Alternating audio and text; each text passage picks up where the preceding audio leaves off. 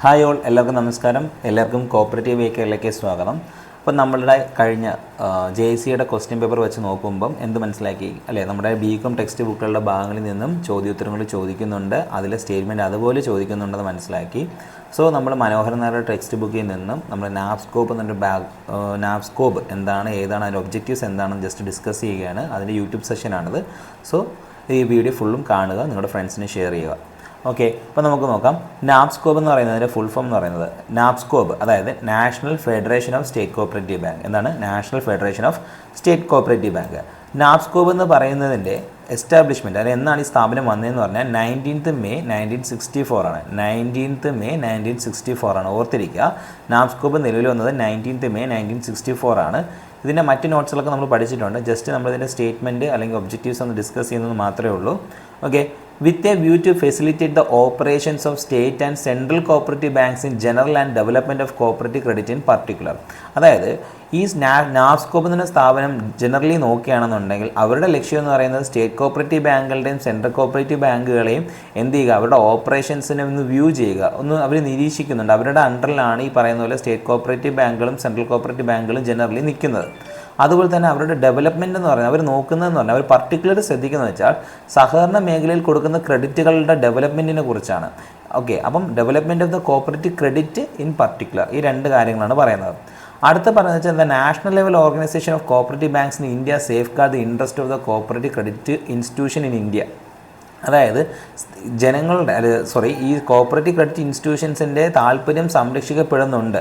Okay, അതിനു വേണ്ടി ഒരു നാഷണൽ ലെവൽ ഓർഗനൈസേഷൻ, കോപ്പറേറ്റീവ് ബാങ്കുകളുടെ ഒരു നാഷണൽ ലെവൽ ഓർഗനൈസേഷൻസാണ് ഏത്, നാപ്സ്കോപ്പ് എന്ന് പറയുന്നത്. അപ്പോൾ നാപ്സ്കോപ്പ് എന്ന് പറഞ്ഞാൽ it's A national level organisation of cooperative banks in India for safe guard the interest of the cooperative credit institution in India എന്നുള്ള കാര്യം.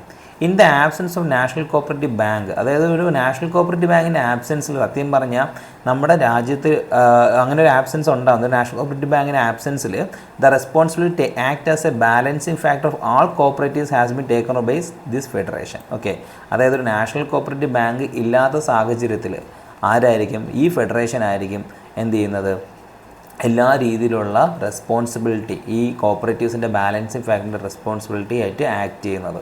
ഓക്കെ, അടുത്ത പ്രധാനമായിട്ട് പറഞ്ഞ ഐമാസ് ആണ്. ഐമാസ് എന്നാൽ ഓൾ ഇന്ത്യ മ്യൂച്വൽ അറേഞ്ച്മെൻറ്റ് സ്കീമാണ്. എന്താണ് all India mutual arrangement scheme?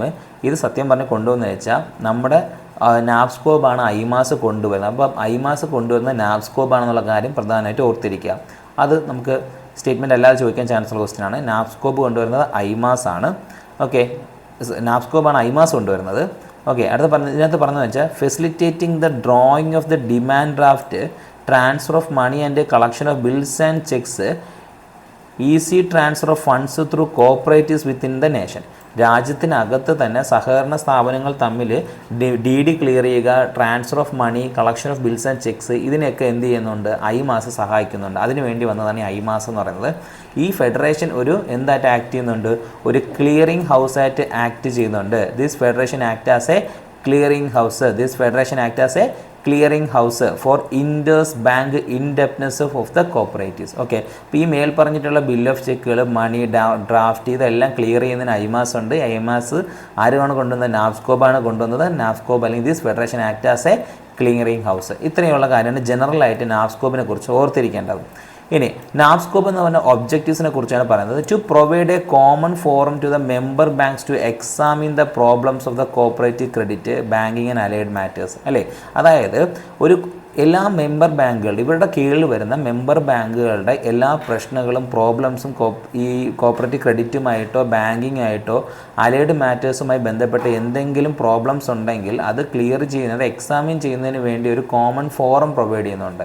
Okay, common forum ഇവരെന്ത് ചെയ്യുന്നു, കണ്ടുപിടിച്ച് ആ പ്രശ്നങ്ങൾ കണ്ടുപിടിച്ച് അതെന്ത് ചെയ്യുന്നുണ്ട്, ക്ലിയർ ചെയ്യുന്നുണ്ട്. And evolve suitable strategies to deal with them. അല്ലേ, അത് ആ പ്രശ്നങ്ങൾ എന്ത് ചെയ്യുന്നു, ഒരു സ്യൂട്ടബിൾ ആയിട്ടുള്ള സ്ട്രാറ്റജീസ് ഇവോൾവ് ചെയ്ത് അവർ പരിഹരിക്കുന്നു. ഇതാണ് നാപ്സ്കോപ്പിൻ്റെ പ്രധാന ഒബ്ജക്റ്റീവ്സിൽ പറയുന്ന കാര്യം.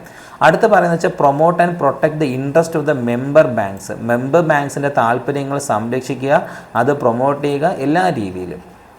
ഓക്കെ, അടുത്ത പറയുന്ന പോയിന്റ് അത് കോർഡിനേറ്റ് ചെയ്യുക. ഓക്കെ, ആരുമായിട്ട്, government of India, RBI, respective state government, അല്ലെങ്കിൽ നബാർഡുമായി കോർഡിനേറ്റ് ചെയ്യുക, അല്ലെങ്കിൽ ഹയർ ഫിനാൻഷ്യൽ ഇൻസ്റ്റിറ്റ്യൂഷൻസ് ആയിട്ട് കോർഡിനേറ്റ് ചെയ്ത് കോപ്പറേറ്റീവ് ക്രെഡിറ്റിൻ്റെ ഡെവലപ്മെൻറ്റിന് വേണ്ടി എന്ത് ചെയ്യുക, മെമ്പർ ബാങ്കുകളുടെ കോപ്പറേറ്റീവ് ക്രെഡിറ്റിൻ്റെ ഡെവലപ്മെൻറ്റിന് വേണ്ടി മുന്നിട്ട് നിൽക്കുന്ന ജോലിയാണ് നാബ്സ്കോപ്പിൻ്റെത്. അപ്പോൾ ഇത്രയും കാര്യങ്ങൾ ഓർത്തിരിക്കുക. പിന്നെ പറയുന്ന പോയിന്റ് തന്നെ provide research and consultancy inputs to the member banks. Member ബാങ്ക്സിൻ്റെ ഓർഗനൈസേഷൻ്റെ സ്ട്രെങ്തന് വേണ്ടി കൂടുതൽ റിസർച്ചുകൾ കണ്ടുപിടിക്കുക, കൺസൾട്ടൻസി എന്ന് വെച്ചാൽ അവർക്ക് എന്താണ് അടുത്തവരോട് ചെയ്യേണ്ടെന്നുള്ള കാര്യങ്ങൾ കൺസൾട്ടൻസി ചെയ്യുക, ഇങ്ങനത്തുള്ള കാര്യങ്ങളൊക്കെ സഹായിക്കുന്ന ആര്, നാബ്സ്കോപ്പ്.